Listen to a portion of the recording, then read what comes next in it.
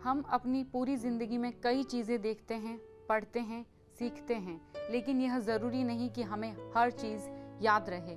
लेकिन जो काम हम एकाग्रता के साथ करते हैं वह हमें हमेशा याद रहता है। कंसंट्रेशन कम होने के बहुत सारे रीज़न्स होते हैं। कौन से ऐसे रीज़न्स हैं, उन पर आज मैं डॉक्टर हेमलता आपसे बात करने आई हूँ उत्कर्ष के ऑनलाइन प्लेटफॉर्म पर। सबसे मेन रीज़न है थकान और इमोशनल स्ट्रेस। हमारी डे टू डे लाइफ में पढ़ाई के अलावा भी कई ऐसे काम होते हैं जिनकी वजह से हम शारीरिक और मानसिक रूप से थक जाते हैं, और उसके बाद जब हम पढ़ने के लिए बैठते हैं तो थकान की वजह से मन एकाग्र नहीं रह पाता है। नींद की कमी से भी हमें एकाग्रता से रिलेटेड समस्या हो जाती है। आज के टाइम में लगभग हर व्यक्ति के पास अपना फ़ोन है। स्टूडेंट कई बार रात को जागकर फ़ोन में या टीवी में बिजी रहते हैं और लेट नाइट सोने की वजह से उनकी नींद पूरी नहीं होती, और जाहिर सी बात है अगर रात में कम सोएंगे तो दिन में पढ़ाई में ध्यान नहीं लग पाएगा।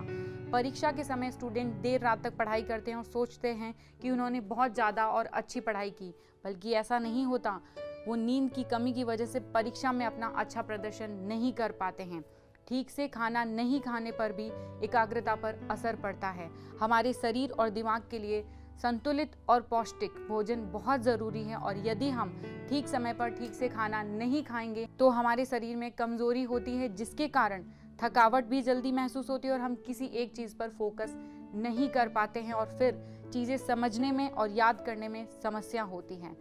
किसी भी तरीके का शारीरिक पेन होने पर भी हमें एकाग्रता से रिलेटेड प्रॉब्लम रहती है। अगर हम पढ़ने बैठें और हमारे शरीर के किसी हिस्से में दर्द हो रहा है या चोट लगी हुई है तो मन को एकाग्र करने में बहुत समस्या आती है, क्योंकि हम लगातार उसी बारे में सोचते रहते हैं। हमारे आसपास का वातावरण भी हमारी कंसंट्रेशन पर इफेक्ट डालता है। जैसे कि आप पढ़ने बैठें और अचानक से कोई आपको कोई काम बता दे, या पड़ोस में कहीं शोरगुल होने लगे, या आपकी कोई मनपसंद फिल्म टीवी पर आ रही है, तो ऐसी परिस्थिति में मन एकाग्र करने में बहुत कठिनाई होती है।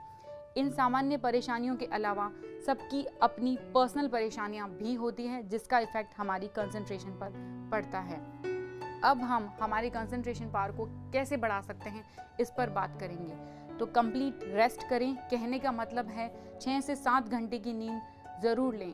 पूरी नींद इसलिए ज़रूरी है कि हमारा ब्रेन भी एक मशीन है और इसे एक ब्रेक की ज़रूरत होती है। कोई भी काम प्लान बनाकर करें, बिकॉज अगर हम प्लानिंग से काम करेंगे तो हम कभी भी डिस्ट्रैक्ट नहीं होंगे। रेगुलर एक्सरसाइज भी हमारे कंसंट्रेशन पावर को बढ़ाता है। रेगुलर मेडिटेशन करें। रेगुलर मेडिटेशन से हमारा कंसंट्रेशन पावर बढ़ता है, और ऐसा माना जाता है कि 20-25 मिनट का ध्यान 4 से 5 घंटे की नींद के बराबर होता है। तो 10 से 15 मिनट का मेडिटेशन डेली ज़रूर करें। हमारी माइंड में बहुत सारी इम्पॉर्टेंट थॉट के साथ साथ अनइम्पॉर्टेंट थॉट्स भी आते रहते हैं जो हमारे किसी काम के नहीं होते हैं।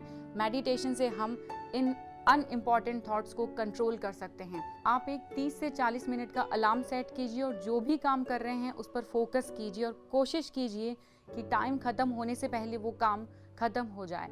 इस एक्सरसाइज में न सिर्फ आप सचेत रहेंगे बल्कि अपने काम में भी ध्यान लगाए रखेंगे, और इससे आप अपना टाइम मैनेजमेंट भी सुधार सकते हैं। हमेशा याद रखिए, आपके लक्ष्य की अंतिम सफलता केवल आपकी एकाग्रता ही होती है। धन्यवाद।